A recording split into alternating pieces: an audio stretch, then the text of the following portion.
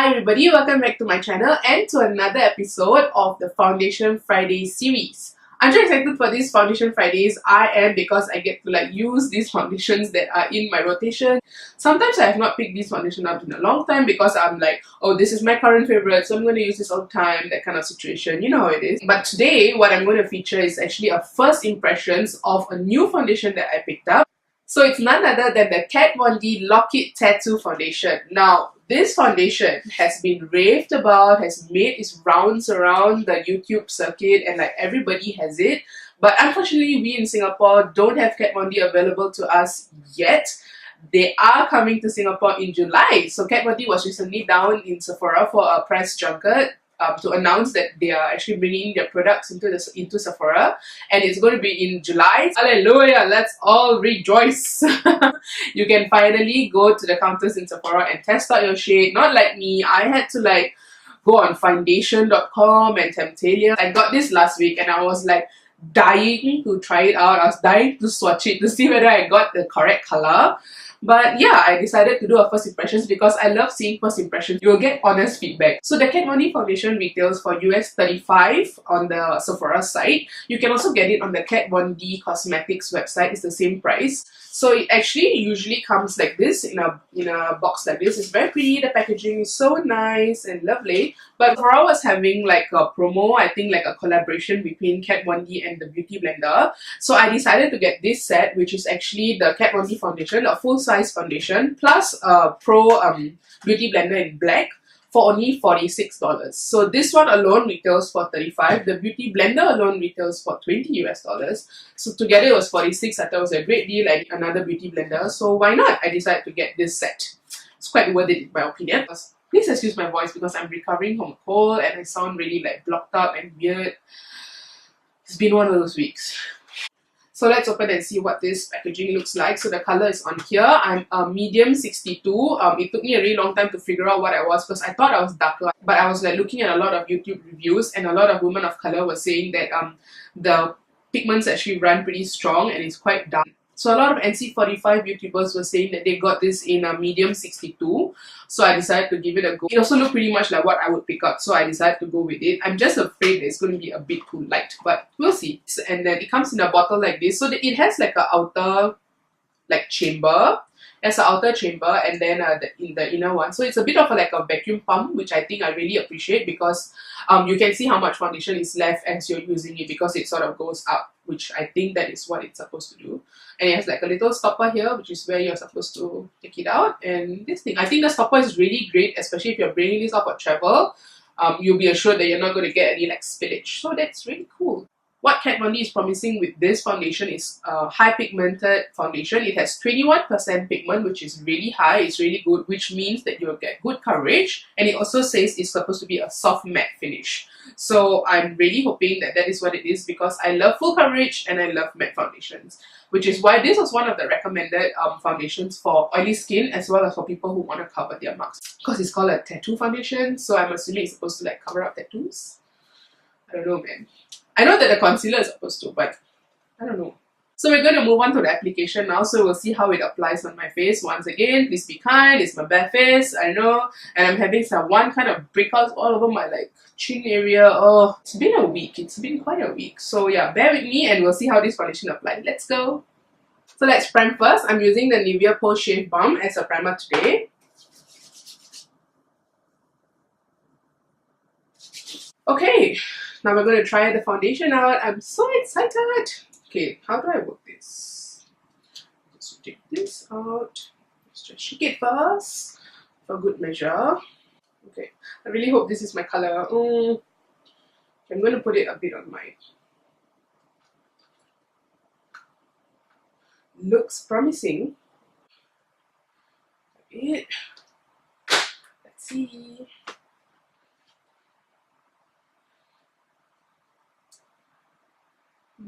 Not bad. Okay, it might be a bit light, but I think it's fine. I can work with it. Oh my god. The coverage is so good. Wow. Okay. Not bad.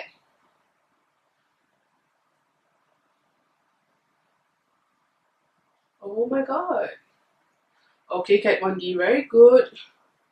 I love this foundation so far because it's giving me very good coverage.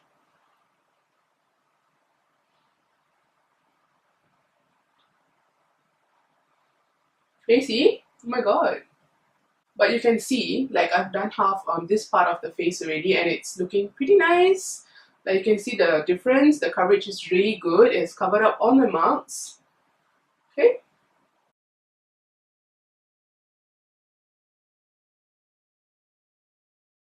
I have to say, I'm just feeling a bit of resistance when I'm like buffing it in. Like, usually when I'm like buffing in my foundation, it's quite easier. I think it's easier to like buff it in. I'm feeling a bit of like pull. Like, I have to like really pull and like really press it in.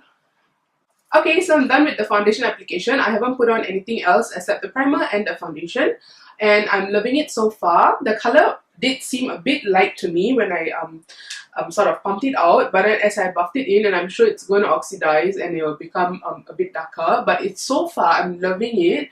It's comparable in coverage to the Marc Jacobs foundation that I featured in my previous Foundation Fridays review, but it has covered all my marks. It has left this very nice finish. It's a bit sticky, so I do need to set it with powder so that I don't get this like sticky feeling or like smears of when I'm like touching my face. But yeah, coverage wise it's awesome. Color wise I think it was a perfect match for me so far. I think if I got the next shade up, it would have been too dark for me, a bit difficult for me to correct. But then if it's a lighter one, I think it'll oxidize. And yeah, I think it's pretty nice. What do you think? So I'm going to go finish my face and then I'll be back. So I'm back. I have on my full face. I didn't touch up the foundation at all. I just went ahead to apply some concealer under my eye and then set it with my Laura Mercier powder. I am liking the coverage so far. I mean, I went to my vanity and I took a look at it properly in like the lights and I'm like, not bad. Like, the coverage is actually really nice. I do find it to be a bit, I would say a bit orangey. I don't know. This is supposed to have yellow undertones, so I don't know. It has a bit of like a red orangey undertone to it. Can't really tell unless you're like really staring at it and like while you're applying it. So set my under eye area and like my forehead with the Sasha Buttercup powder. So that's a bit more yellow base, added a bit more yellow to my face. So I think it's fine. It looks pretty good so far. The only thing I noticed is it's only been about 20 minutes since I applied the foundation, but it has settled a bit into like my nose lines, and then I have like dry patches around my nose because I've been having a cold, so I've been like sneezing, right? So there's some dry patches around my nose, so I think it has clung onto those patches a bit and like making it a bit obvious. And like around my nose, like the nose lines. Yeah, I have no complaints about the foundation so far because my top priorities are of course coverage and mattness. So far it's pretty matte. It hasn't like oilified, but it's only been 20 minutes and it's full coverage. I'm really loving that. We're going to put this foundation to test. Today I'm not going to do 2 intervals because I don't have time to come back and film in between. So I'm going to check back in at the end of the day and see how this foundation has held up. I'm not going to do any touch-ups on my powder or anything, so we'll get a pretty good idea of how the foundation holds up. Yeah? Hi everybody, I'm back. So the time now is 6:20. So I've been out, I also have been at home doing I was actually filming another video, explains my lips because I was doing some swatches, so yeah. So I've been out for a good amount of time and let's see how the foundation has held up. So I think overall it looks pretty good. The only areas that I'm noticing that have it's sort of patchy and sort of worn off is around my nose, like around this area. But other than that, the other parts of my face, the foundation has held up pretty well. The coverage is really nice. It still covers up. My T-zone is oily as usual. Despite primers and everything, my T-zone will be oily. It's not as bad as I thought it would be. Considering this is the first time I'm wearing this foundation, I'm pleasantly pleased at the coverage and the overall look of the foundation. It doesn't look cakey, it doesn't look patchy or anything except for around my nose. I will try this again when I have recovered fully and my nose is not dry, just to see whether this actually still happens, whether around the area around the nose it still becomes patchy even though I'm not having the flu. I do feel that the foundation is not as mattifying as I thought it would be. I thought it would be a bit more mattifying, like around my areas, especially like this area seems to have a bit of a shine to it, which usually doesn't happen with like my Marc Jacobs foundation. I know I'm like comparing everything to Marc Jacobs, so that is my holy grail foundation, so I have to compare everything to that in terms of like the longevity of it and the mattness of it and the coverage of it. So just to recap about this foundation, it is a high pigment foundation. It retails for $35 US on the Sephora website. It is coming to Singapore soon in July. So if you are going to pick up this foundation, wait till July so that you can get your color match done at Sephora and you don't have to guess your shade. You can actually go down to the stores and actually swatch the shades and then see which one is perfect for you. So overall, I really like this foundation. I give it an 8 upon 10. The price point is pretty good as well. It should retail for about 50 to 60 bucks when it retails in Sephora locally. I'm not sure about the price, but based on the conversion rate, that should be the price. If you're looking for more natural coverage, you can always use this with a damp beauty blender. It will shear the foundation out but still give you that nice coverage. I'm going to try it with a beauty blender as well. So if you follow me on Instagram, I will post my updates up there.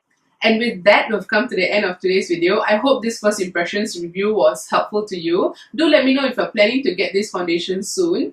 And if you already have it, do let me know how this works out for you. Do click the subscribe button below so that you'll know when my next video is coming up. Till then, have a great day ahead. Bye-bye!